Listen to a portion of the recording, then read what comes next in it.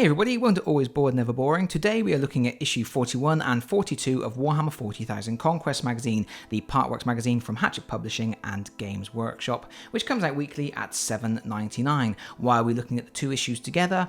Because these two issues combined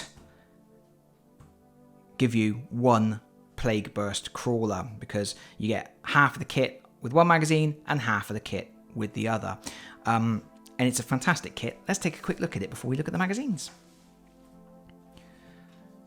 So here we are. It's massive. Like I say, you get one of these frames on each of the magazines, and each magazine is $7.99. And the Plagueburst Crawler at retail from Games Workshop is £40. So even having to buy two magazines to get this miniature, that's a saving of £24 and 2p, which is absolutely amazing value. There's can't be anybody who's not going to claim that's excellent value. And it's just a cool vehicle. It's just a nasty, bloated, horrible demon engine full of weapons and noxious, putrid, gross guns that fire horrible nonsense at people. In quite big sections.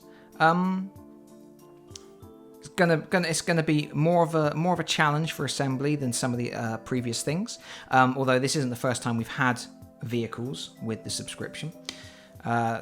We've previously had rhinos and dreadnoughts and other things like that. So by this stage, people should be a little more accustomed to dealing with these larger kits. Look at the great big plough on the front of that. That name again is Mr. Plough. Good stuff. Nicely detailed. I mean, you know, it's Games Workshop. It's obviously going to be nicely detailed. And it does look... Oh, look. It's like a cute little robot face. Looks like one of the Smash robots. For mash, get smash. I don't know what I'm talking about anymore. Let's have a look at the magazine. That's an excellent kit. I think I'm just quite excited about that. We're going to blitz through these magazines. We're gonna just go for it. So the first magazine, I think the way they'll do this is one magazine will have building instructions and the second magazine will have the painting guide. That's what I'm expecting, but this is my first look at the magazine, so I don't know for sure.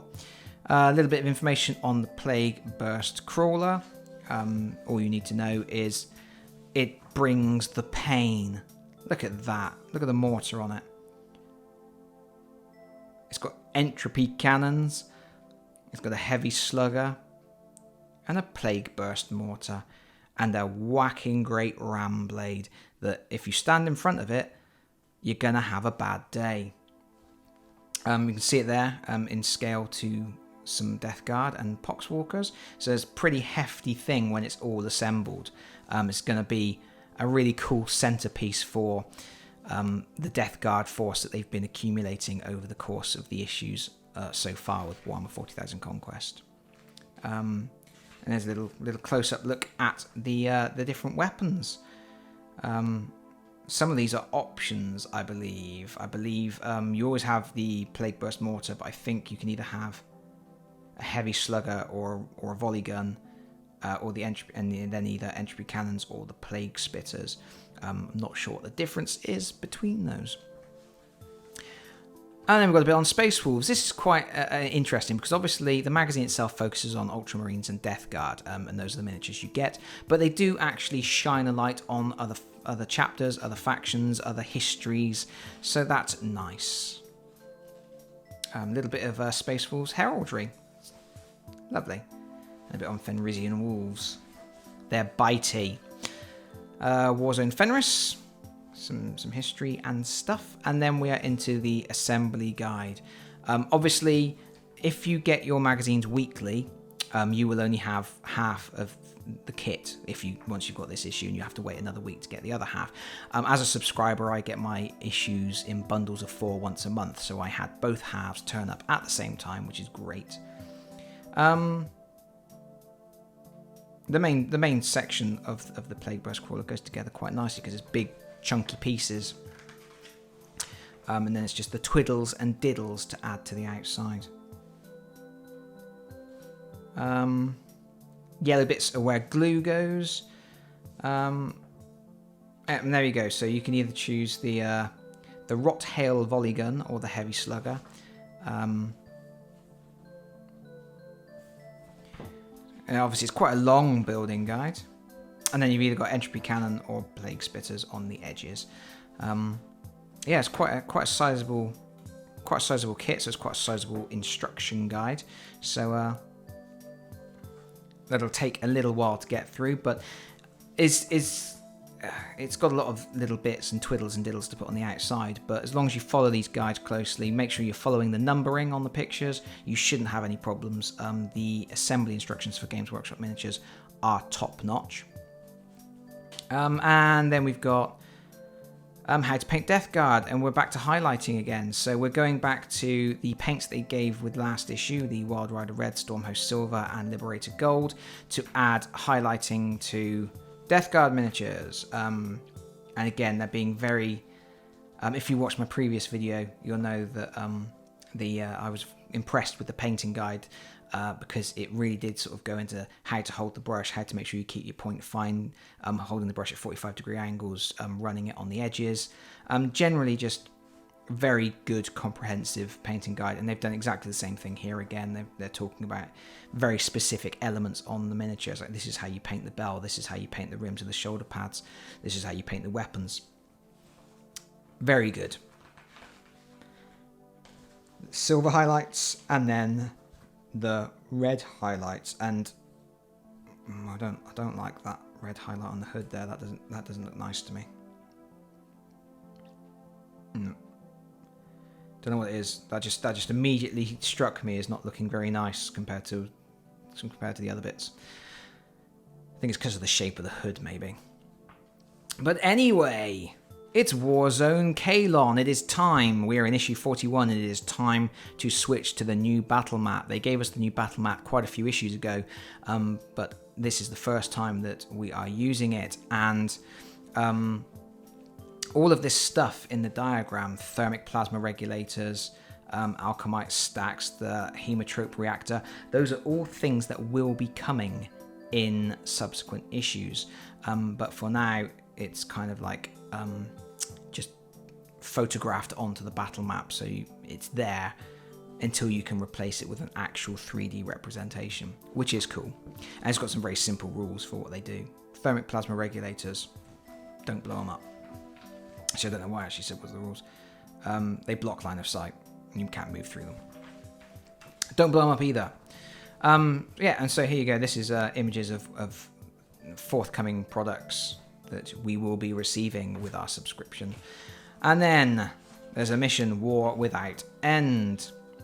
It's a siege mission. First time we're using the new battle map. Death Guard must press their advantage and capture the objectives before the Space Marines can move into position and establish their defences. Each enemy unit eliminated is 1 victory point, and the first player to eliminate an enemy unit has an additional victory point, and each objective held at the game's end is a victory point.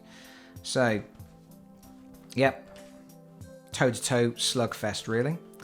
And that is that. We're now going to immediately look at issue 42. Dun, dun, dun, dun, dun, dun.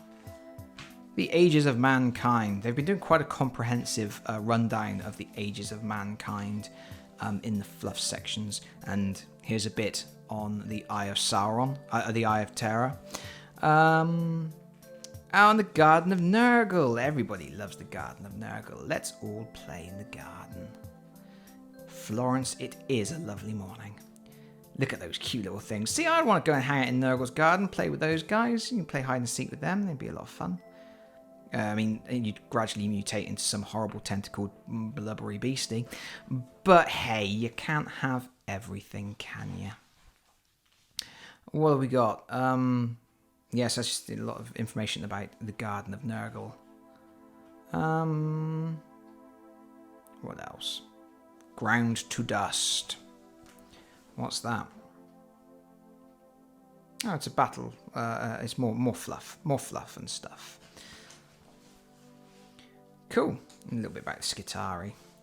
And then here we go. How to paint your Plagueburst Crawler. They've listed the base paints, the shades, the layers you're going to need. And then we crack on. We get to it. I'm not going to spend a lot of time looking at this. The painting guides in this magazine are uniformly excellent, and they really do go into a lot of detail and break down exactly how to paint each section.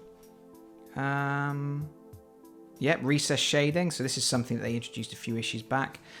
So recess shading with Athonian camo shade, and Reichland flesh shade, and look at that. You're almost finished for now. Let the model dry and make sure you've shaded everything. It's already looking pretty cool.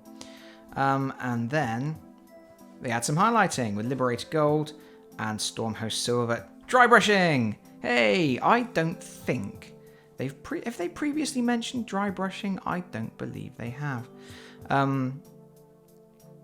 Cool. Maybe they have. I don't know. I don't really remember. But information on dry brushing, whether or not that's new, I'd have to go back and check the previous painting guides. I don't recall seeing it, but maybe. Either way, that's quite cool. That's looking good. And here we go. Finished model. Now, it's ready for action. With the highlights finished, your Plagueburst Crawler is ready to rain filth down onto the battlefield. I guess that's as far as they're taking it. And that is really a very nice, clean, painted Deathburst Crawler. Plagueburst Crawler, even Deathburst Crawler. What am I saying? Yeah, nicely done. Nicely done. You probably make the boils and things look a little bit more pustully. But overall, I think if you can put that on the tabletop, I think anybody would be proud of that. And then we're on to the battle for Kalon. What have we got? We've got... Ah, cool. We've got another one of these campaign maps. So, yep, when you get a victory, you put your faction mark in there. Nice. I like that. They've done that a few times now.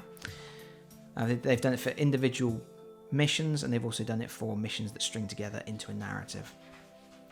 Kalon must fall. And it's the siege of the city. So again, we're into siege situation now. The Death Guard intend to capture Kalon quickly using their heavy firepower to overwhelm the Space Marines.